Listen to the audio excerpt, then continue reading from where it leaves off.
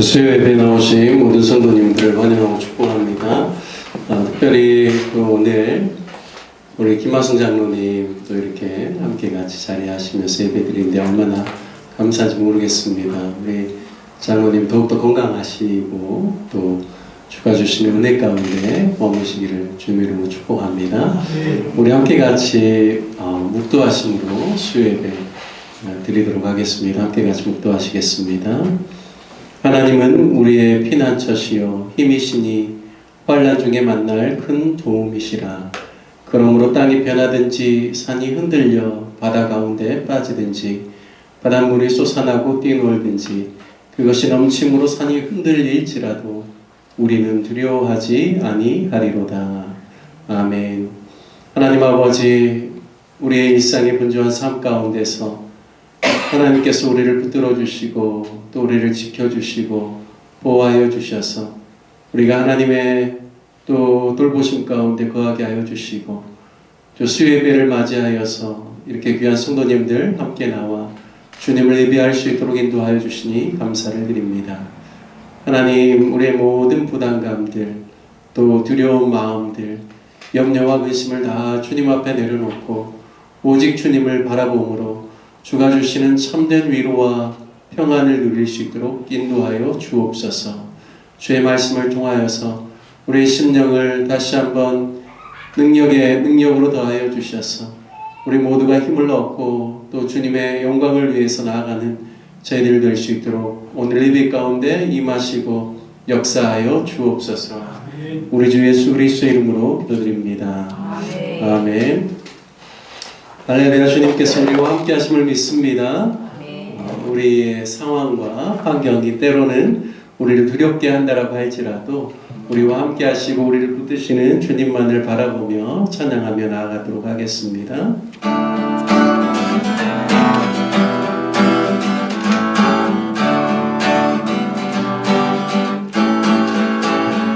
세상 모든 풍파를 흔들어 약한 마음 낙심하게 될 때에 내려주신 주의 복을 세어라. 그의 크신 복을 내가 다시 한번 고백하겠습니다. 세상 모든 풍파 너를 흔들어 약한 마음 낙심하게 될 때에 내려주신 주의 복을 세어라. 주의 크신 복을 내가 알리라. 받은 복을 세어 보아라. 크신 복을 내가 알리라. 받은 복을 세어 보아라. 주의 크신 복을 내가 알리. 세상 근심 걱정 너를 누르고 십자가 등에 지고 나갈 때 주가 내게 주신 복을 세어라. 두려움 없이 항상 찬송하리라. 받은 복을 세어 보아라. 크신 복을 내가 알리라. 받은 복을 세어 보아라. 주의 크신 복을 내가 알리라. 세상 권세 너의 앞길 막을 때 주만 믿고 낙심하지 마라. 천사들이 너를 보고 아멘. 염려 없이 앞만 보고 나가라. 받은 복을 세어 보아라. 크신 복을 내가 알리라.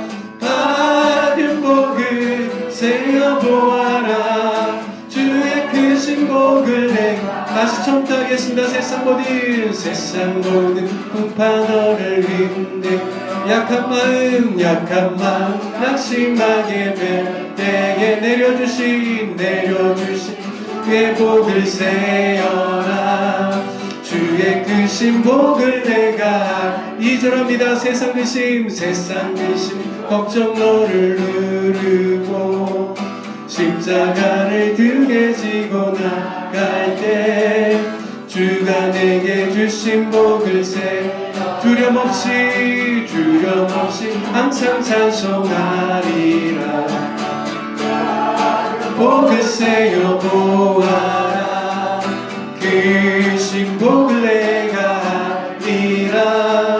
받은 복을 세요 보아라 주의 그 신복을 내가 알리라.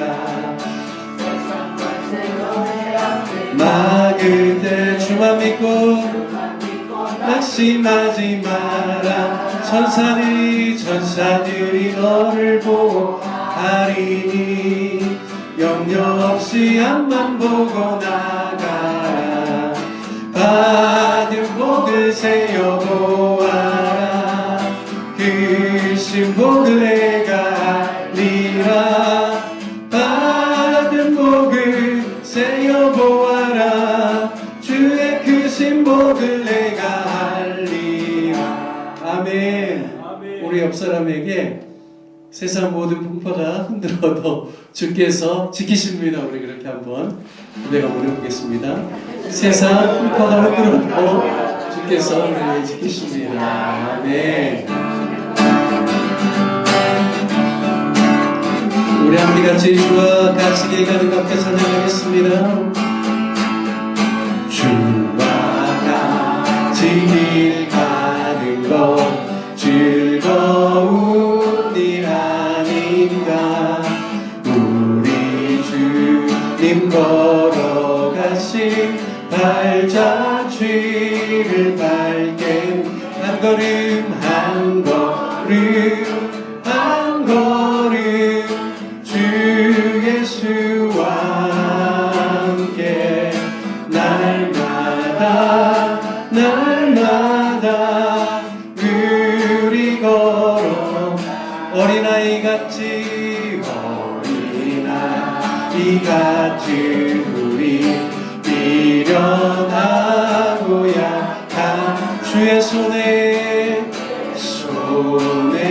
이끌리어 생명길로 가겠네. 한 걸음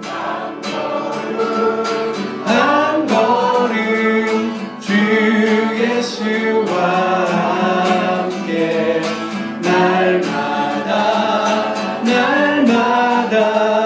우리 걸어가. 꽃이 피는 들판 험한 골짜기라도 주가 인도하는 대로 주와 같이 가겐 한 걸음 한 걸음 주 예수와 아멘. 날마다 우리 걸어가 옛 선지자의 노같이 우리들도 좀 들려올라갈 때까지 주와 같이 걷게 한 걸음 한 걸음 주 예수와 함께 날마다 우리 걸어가 한 걸음 한 걸음 주 예수와 날마다 우리 걸어가리. 아멘. 우리 이 시간 함께 같이 기도하실 때 주님 어떤 상황과 환경 속에서도 주를 바라보며 주님과 함께 동행하기를 원합니다. 우리를 지켜주시고 보호하여 주시고 인도하여 주시고 우리의 길을 앞서 주께서 걸으시면서 우리를 인도하시는 줄 믿습니다. 주님 우리를 붙들어 주시고 주님의 놀라운 손으로 우리를 이끌어 주시옵소서라고 우리 시간 다 같이 주님의 이름 한번 부르시며 함께 기도하겠습니다. 주여, 주님, 온전히 우리가 주님만을 바라봅니다. 주의 은혜 안에 거하기를 원합니다. 주님의 말씀 안에 거하기를 원합니다. 주님, 주님의 손이 우리를 들고 계시며 주님 우리와 함께 하심을 믿습니다. 아버지 하나님, 우리 인생의 길마다 주님께서 붙드시고 인도하여 주시는 줄 믿습니다. 때로는 우리의 마음과 우리의 생각이 주님께서 우리 가운데 인도하시는 그 길을 뚜렷하게 보지 못할지라도 주님께서 변함없이 우리 삶 가운데 역사하시고 인도하시는 분이심을 믿고 의지할 수 있도록 인도하여 주시옵소서. 주님만을 바라봅니다. 주님, 온전히 주님께만 집중합니다.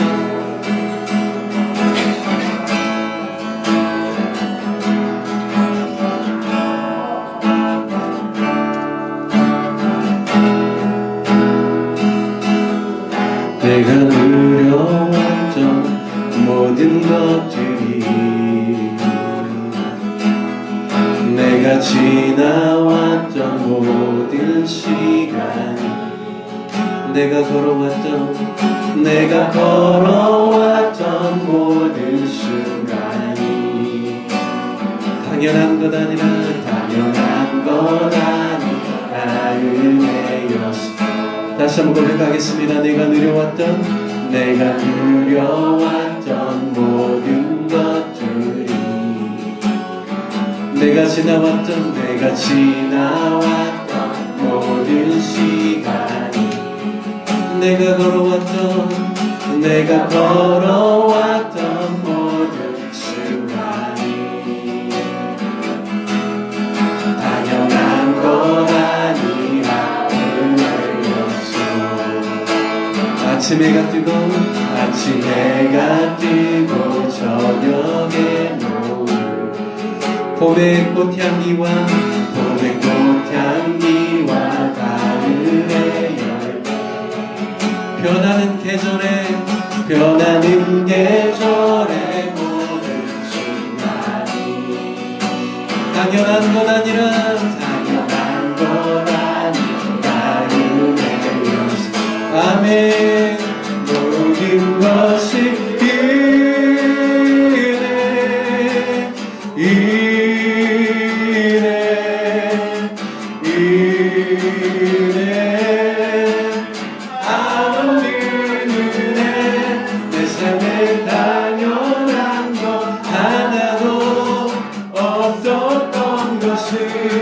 모든 것이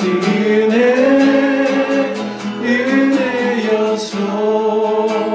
내가 이 땅에 태어나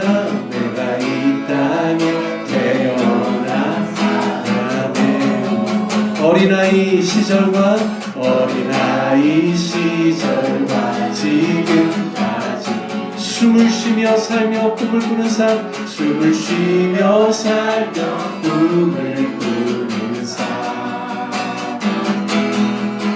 당연한 것 아니라 은혜였소. 내가 하나님의 자녀로 살며 오늘 찬양하고 예배하는 삶, 복음을 전할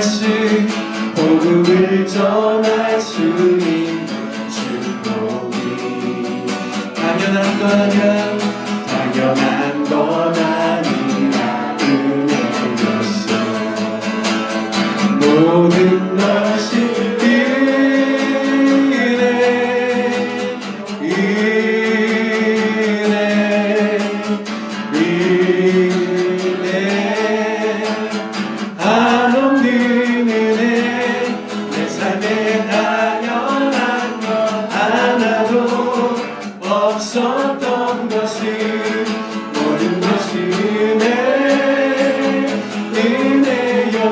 모든 것이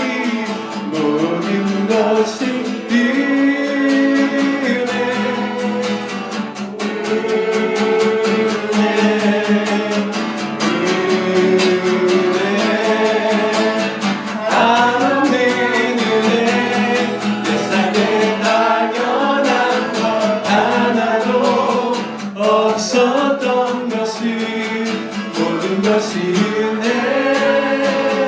은혜였소. 모든 것이 은혜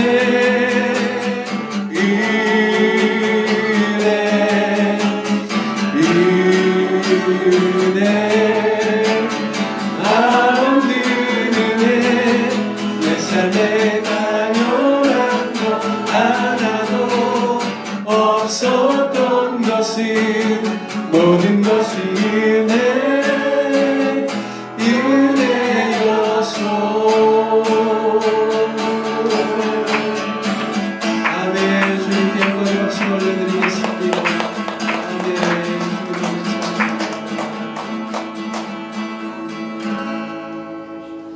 우리를 대표해서 장희정 권사님 기도해 주시겠습니다.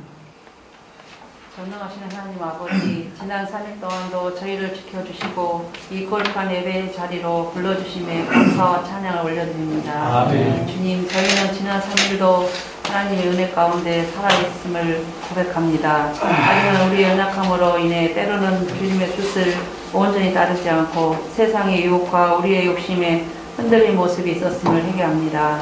주님께서 기뻐하시는 사랑과 섬김의 삶을 살지 못한 저희를 용서하여 주시고 우리의 모든 죄악을 사하시며 회복의 은혜를 베풀어 주시옵소서. 말씀을 전하시는 목사님 영가육으로 강건하게 붙들어 주시옵소서. 참석하지 못한 우리 성도님들 어디 있든 간에 건강 지켜주시고 동일한 믿음 주시옵소서. 이 모든 말씀 예수님으로 기도드렸습니다. 아멘. 할렐루야. 네, 수예배에 나오신 모든 분들을 축복합니다. 특별히 또 우리 기쁨이 친구 하연이도 이렇게 나와서 함께 하고 있습니다. 네, 우리 그래도 서로 좀 축복하면서 인사 나누어 주겠습니다. 사랑하고 축복합니다.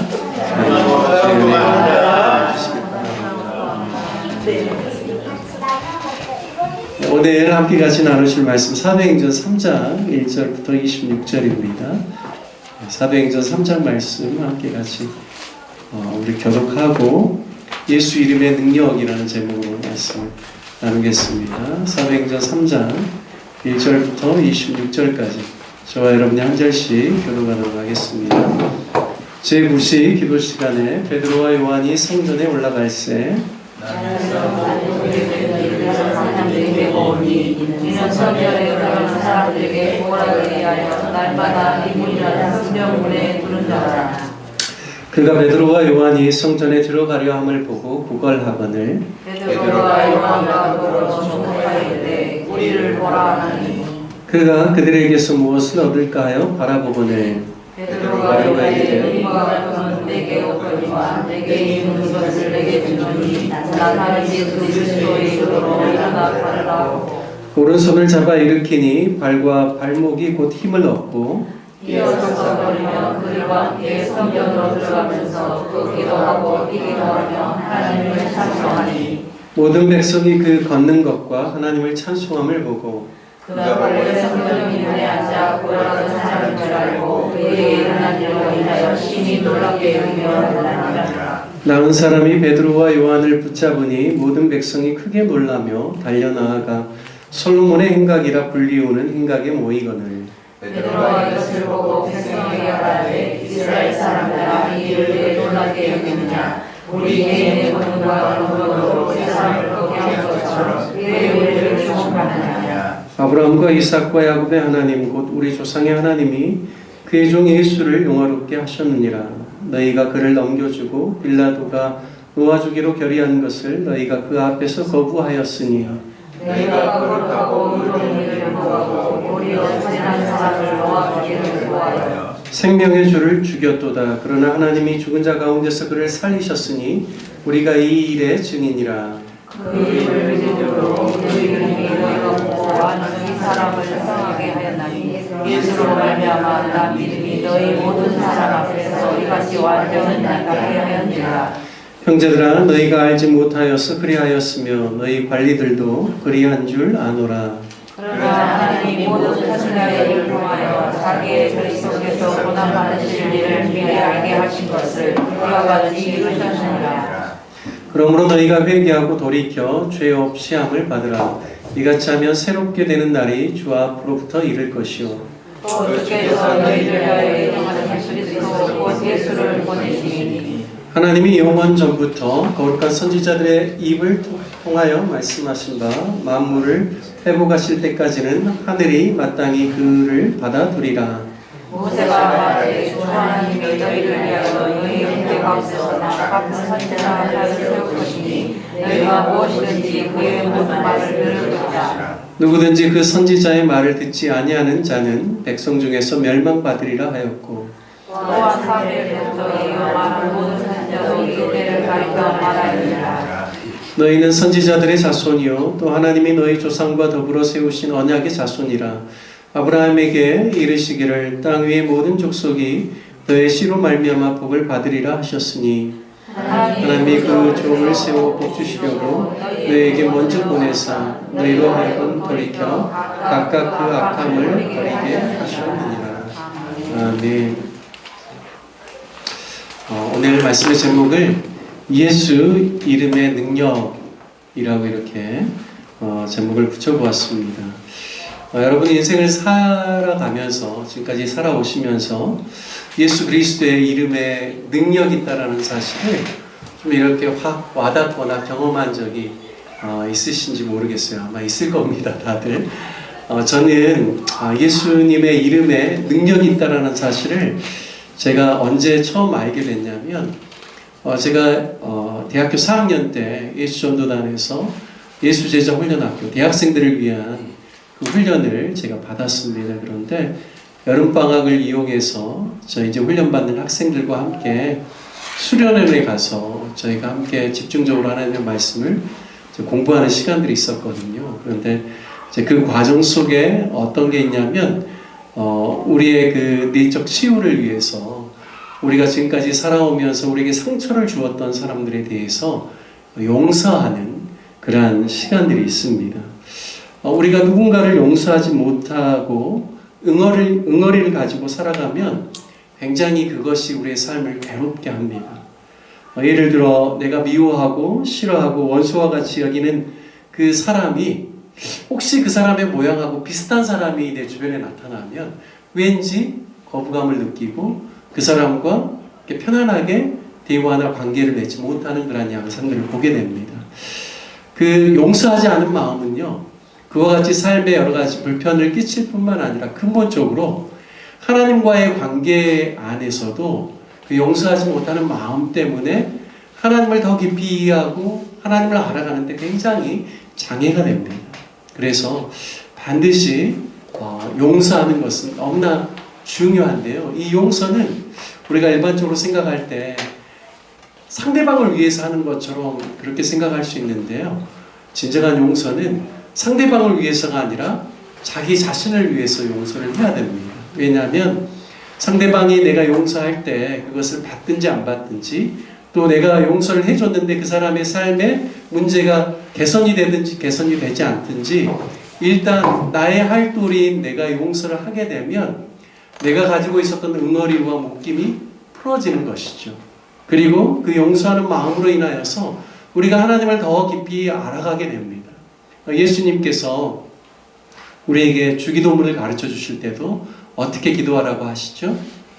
우리가 우리에게 죄 지은 자를 사하여 준 것 같이 우리의 죄를 사하여 주옵시고 라고 고백하잖아요. 그것은 무엇인가? 우리가 하나님을 더 깊이 알아가고 하나님의 사랑과 하나님 우리를 향하신 용서하심과 용납하심을 알아갈 때 우리가 사람들과의 관계성 안에서 용서하지 못한 그런 마음들에 대해서 해결해야만 더 깊이 하나님 알아갈 수 있다는 의미이기도 합니다. 그래서 예수님의 수제자인 베드로가 주님께 나와서 우리가 몇 번 용서하리까? 7번 용서하면 되겠습니까? 이렇게 물어봤죠. 예수님 뭐라고 하시죠? 70번씩, 70번씩 7번이라도 용서하라라고 이야기하죠. 그러면 77에 49, 490번만 용서하라는 건 아니겠죠. 끊임없이 우리가 용서해야 된다는 이야기입니다. 그런데요, 참 이 용서라는 게 그렇게 쉽지가 않더라고요. 대부분 이제 저희가 훈련 받을 때 이제 우리가 직접적으로 그 사람 찾아가서 용서하는 거는 불가능할 수가 있잖아요. 그러니까 먼저 용서를 선포할 수 있도록, 때로는 요즘 이제 TV에서도 대역 많이 쓰더라고요.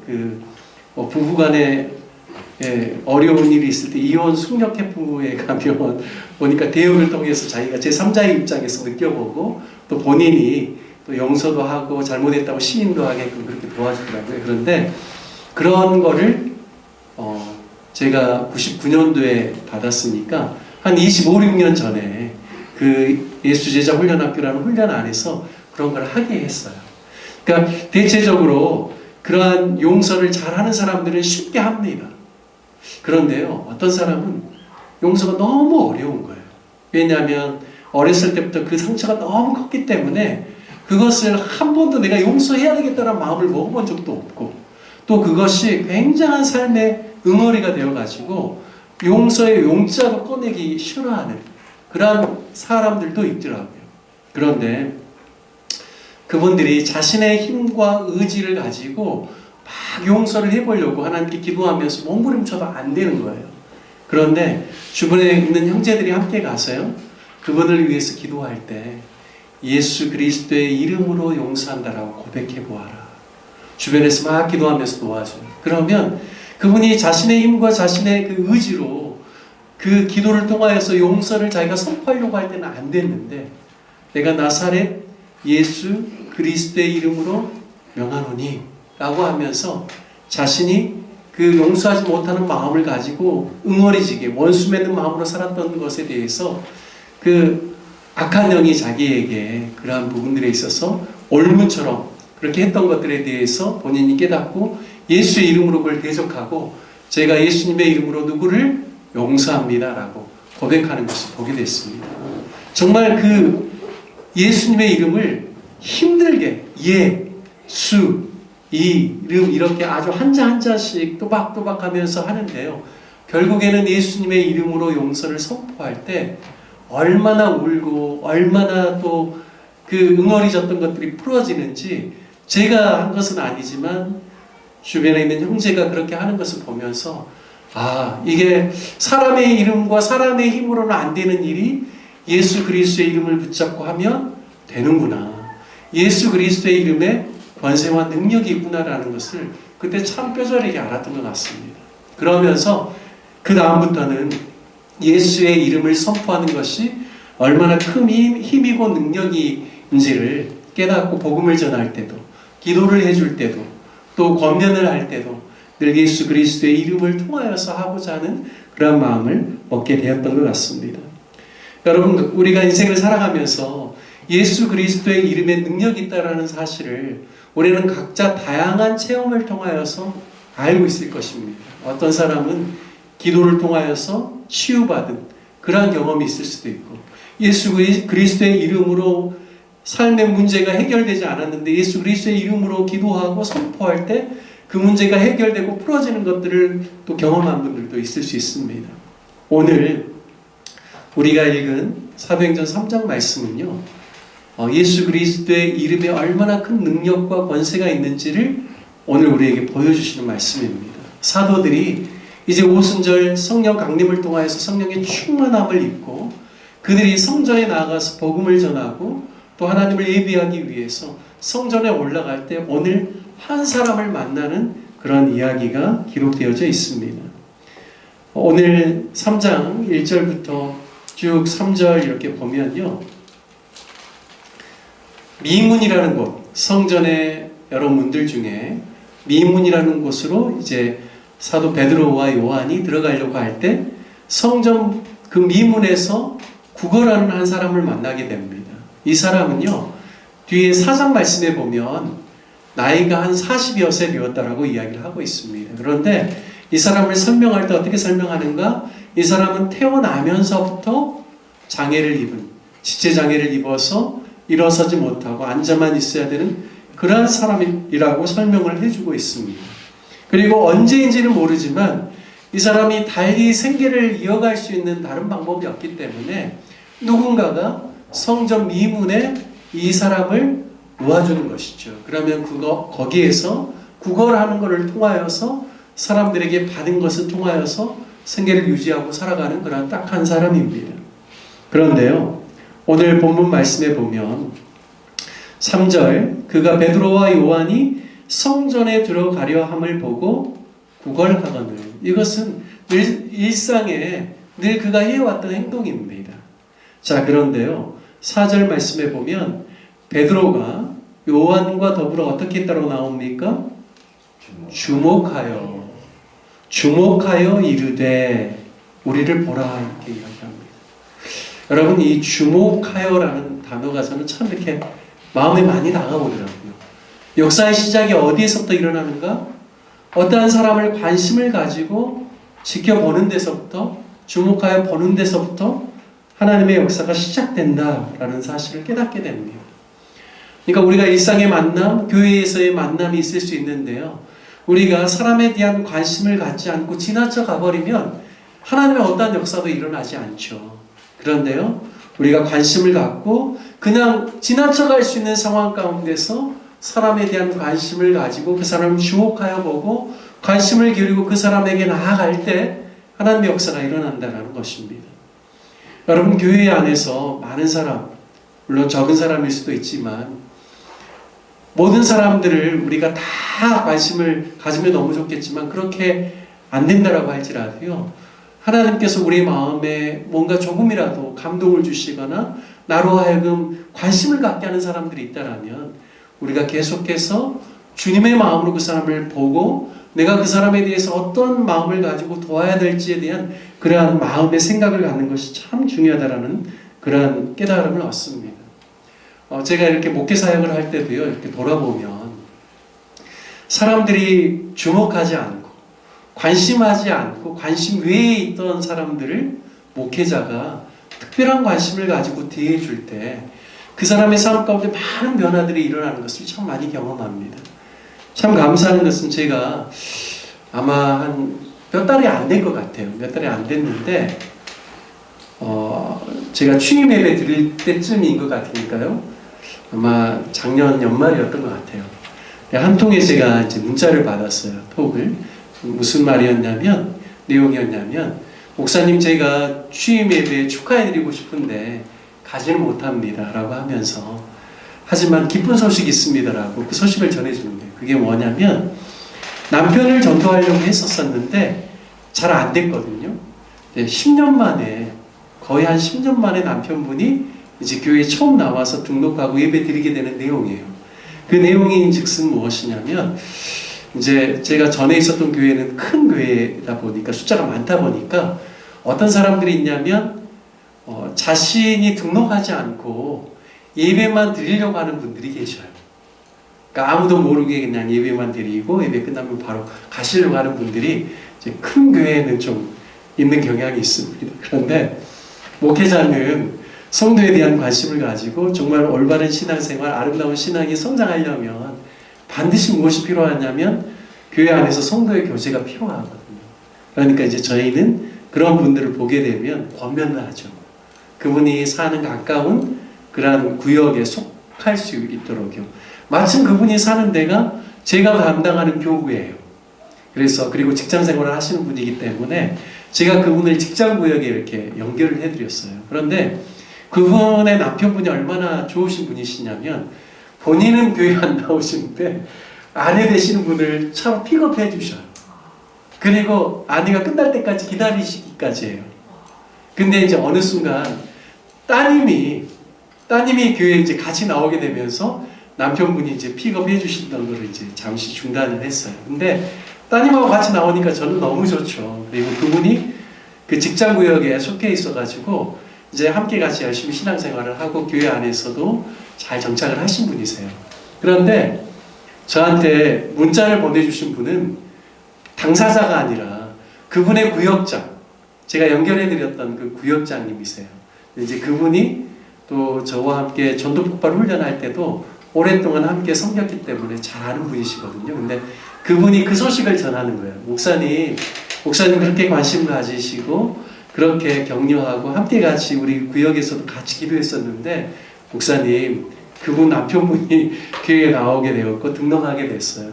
너무너무 감사합니다. 그런 이야기를 저한테 이제 알려주시는 거예요. 제가 이제 한 가지 예를 든 것이지만 우리가 하나님께서 우리에게 마음을 주시는 사람들이 있어요. 우리의 눈에 이렇게 주목해서 볼 만한 사람들이 교회 안에나 우리 주변에 있다고요. 저는 그것이 그냥 우연히 되어진 것이 아니라 성령의 인도하심과 감동 안에 이루어진 것이라고 믿습니다.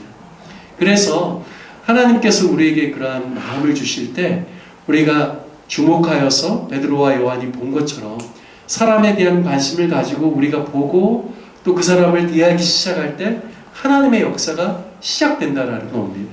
그래서 오늘 본문에 보면 베드로와 요한이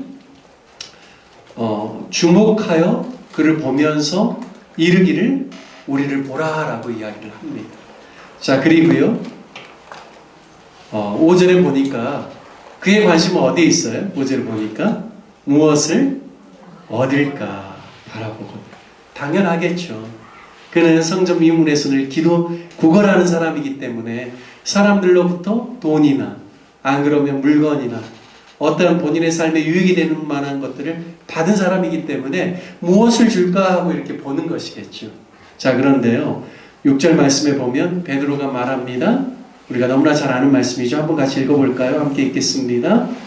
은과 금은 내게 없거니와 내게 있는 이것을 내게 주노니 나사렛 예수 그리스도의 이름으로 일어나 걸으라. 아멘.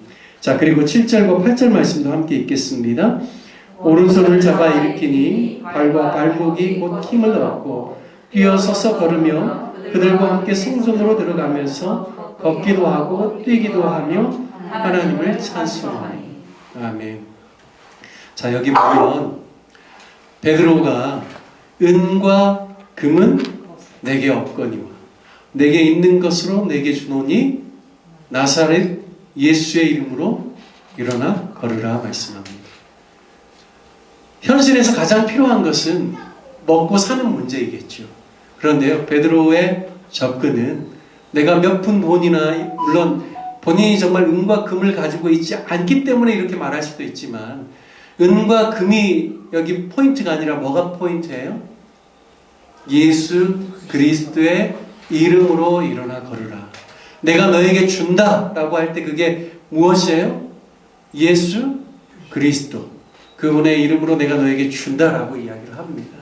여러분, 베드로가 정말 주고자 하는 것은 무엇일까요? 첫 번째로 우리가 해석할 수 있는 것은 치유겠죠. 치유. 40년 동안 일어서지 못하고 늘 힘들고 어려운 삶을 살아왔는데 예수 그리스도의 이름으로 치유를 선포합니다. 이런 의미가 있을 수 있는 것이죠. 여러분, 예수 그리스도의 이름에 참된 치유가 있음을 믿습니다.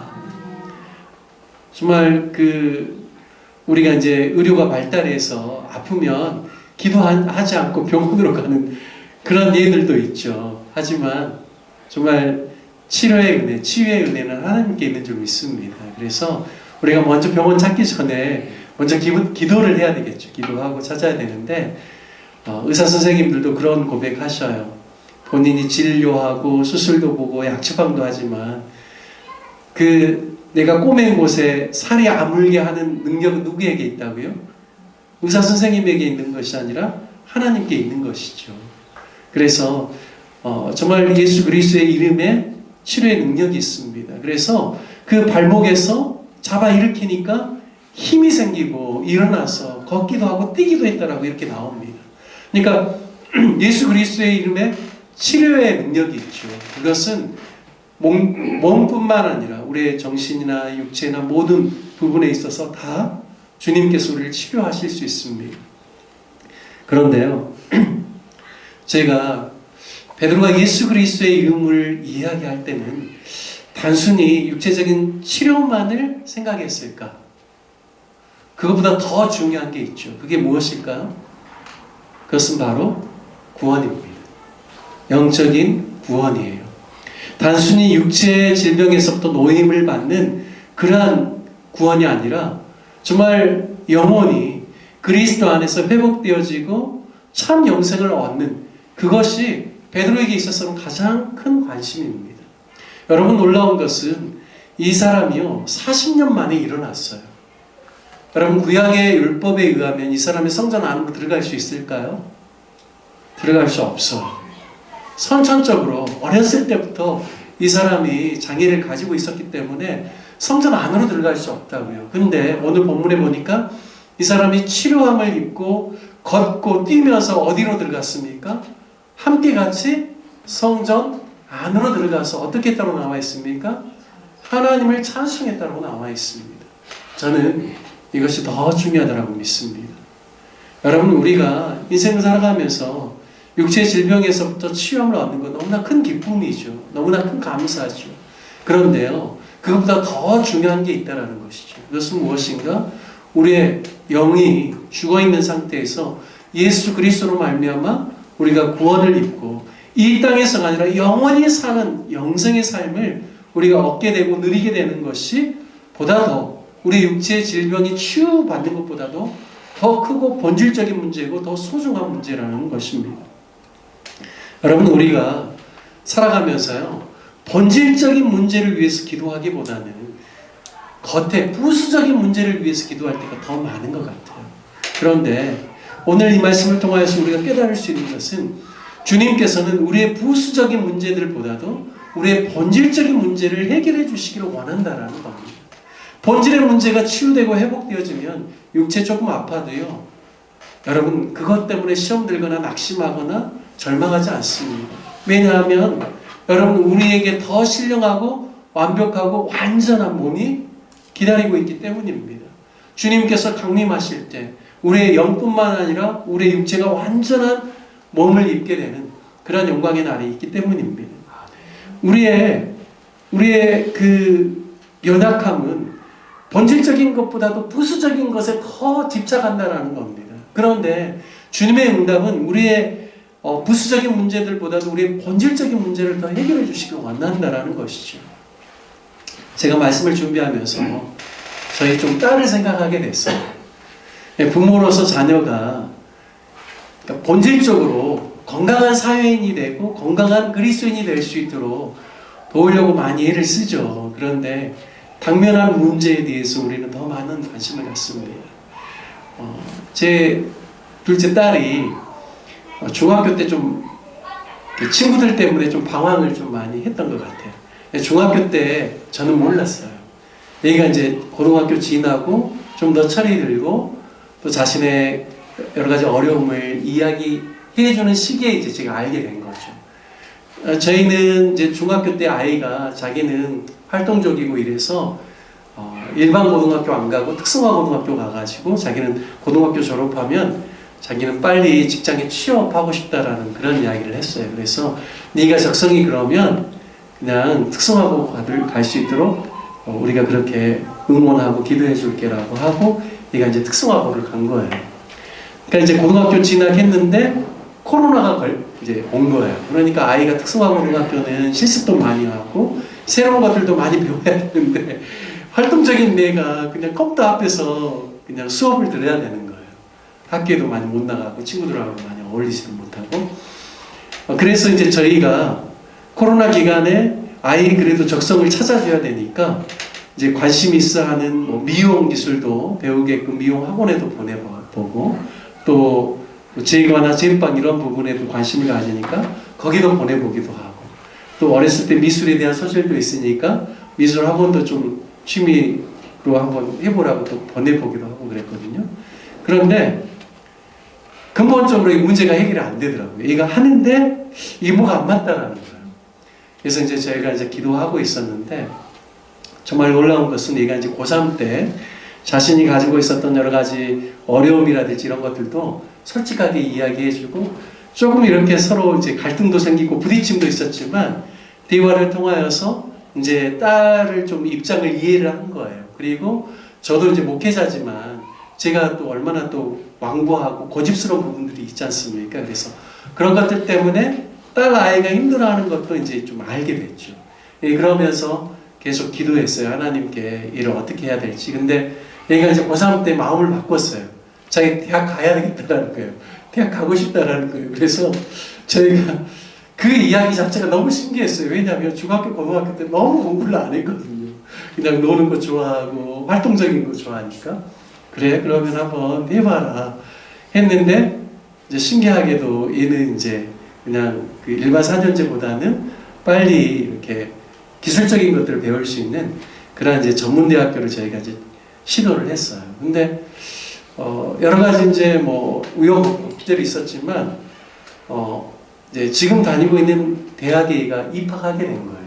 저희는 대학에 들어가는 것도 신기했는데 얘가 다니는 그 과가요 너무나 아이의 적성에 잘 맞는 거예요.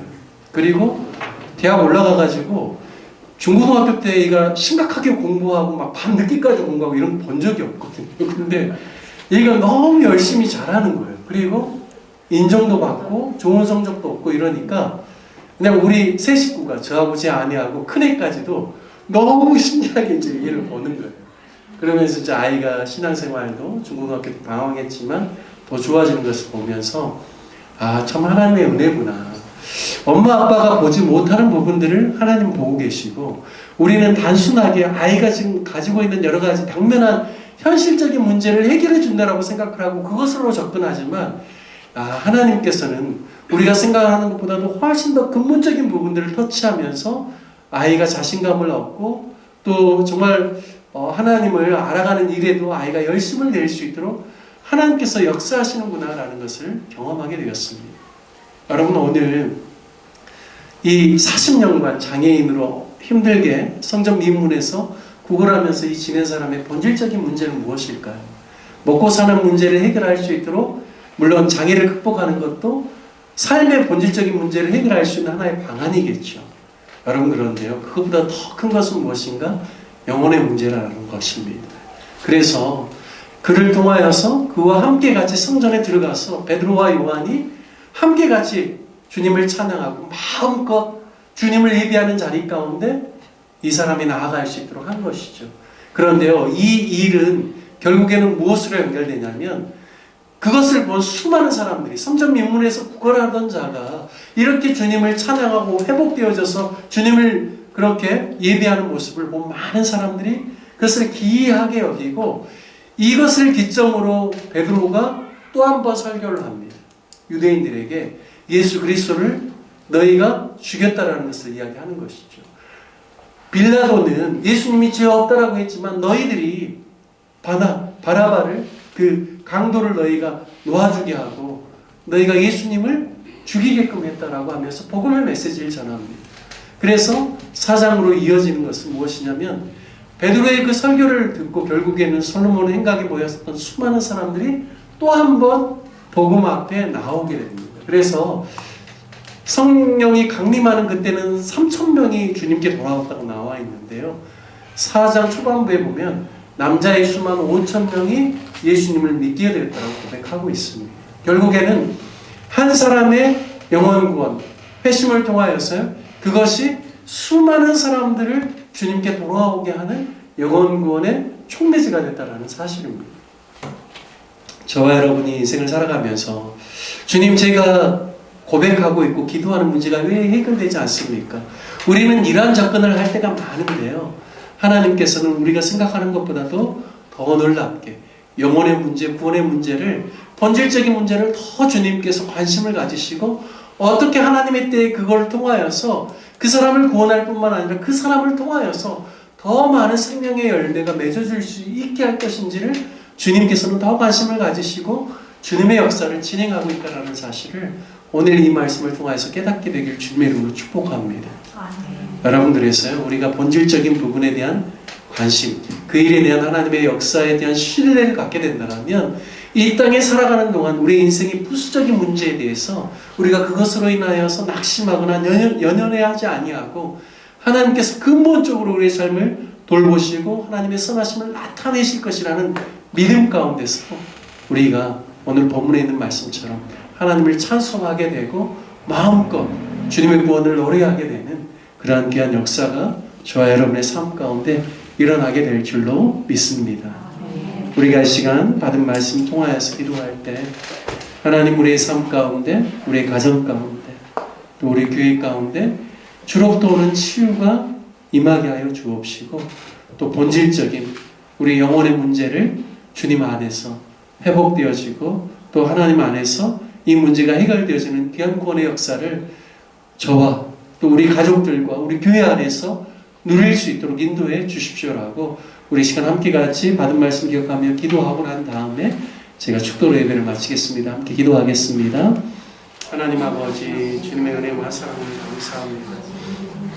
하나님 아버지, 오늘 우리가 사도행전 3장의 말씀을 보면서 예수 그리스도의 이름에 능력이 있음을 다시 한번 깨닫고, 주님, 우리가 은과 금 내게 없지만 내게 있는 것으로 내게 주니 나사렛 예수 그리스도의 이름으로 일어나 걸으라고 할 때 정말 베드로의 그 고백을 통하여서 그 사람, 정말 성전 민물에서 구걸하는 사람에게 예수 그리스도의 이름 그리고 그분의 능력이 그에게 임함으로 말미암아 그가 일어나서 주님을 찬양하고 또한 예배의 자리에 함께하며 또한 그의 삶이 온전히 주의 복음을 증가하는 통로가 되었던 것처럼 하나님이 이와 같은 역사가 우리의 삶 가운데, 우리 가정 가운데, 우리 교회 가운데 충만하여 될 수 있도록 인도하여 주시고 역사하여 주옵소서. 주님, 그리하여서 우리의 삶 가운데 역사하실 때 본질적으로 우리를 다루시고 우리의 삶을 근본적으로 하나님의 선하심 가운데 우리를 인도하시는 하나님의 놀라운 역사를 우리 모두가 경험할 수 있도록 축복하여 주옵소서. 주님, 온전히 우리가 예수 그리스도의 이름의 능력을 믿고 주님 붙잡고 나아가기를 원합니다. 우리의 삶 가운데 주로 도는 치유가 있게 하여 주시고 본질적인 영혼의 문제들이 아버지 하나님의 뜻과 하나님의 그러한 또 시기 안에 우리의 삶 가운데 충만하게 이루어지는 것을 우리 모두가 경험할 수 있도록 축복하여 주옵소서. 우리의 영혼이 잘됨과 같이 우리의 범사가 잘되게 하여 주옵시고 주 안에서 강건함을 입는 우리 모두가 될 수 있도록 인도하여 주옵소서. 이제는 우리 주 예수 그리스도의 은혜와 하나님 아버지의 무한하신 사랑하심과 성령님의 교통하시고 역사하시고 충만케 하여 주심이 예수 그리스도의 이름의 능력을 믿고 또 우리의 부수적인 문제에 우리가 집착하는 것이 아니라 우리의 근본적인 영혼의 문제에 대해서 더 깊은 관심을 가지고 믿음으로 나아가며 하나님의 구원의 역사를 기대하며 믿음으로 살기를 소원하는 우리 로뎀나무 교회 성도들 머리 위에와 저들의 또 가정과 자녀 자손들 위에 그리고 사랑하는 우리 로뎀나무 교회 모든 성도들 머리 위에 이제로부터 영원토록 함께 하시기를 우리 주 예수 그리스도의 이름으로 간절히 축원하옵나이다. 아멘.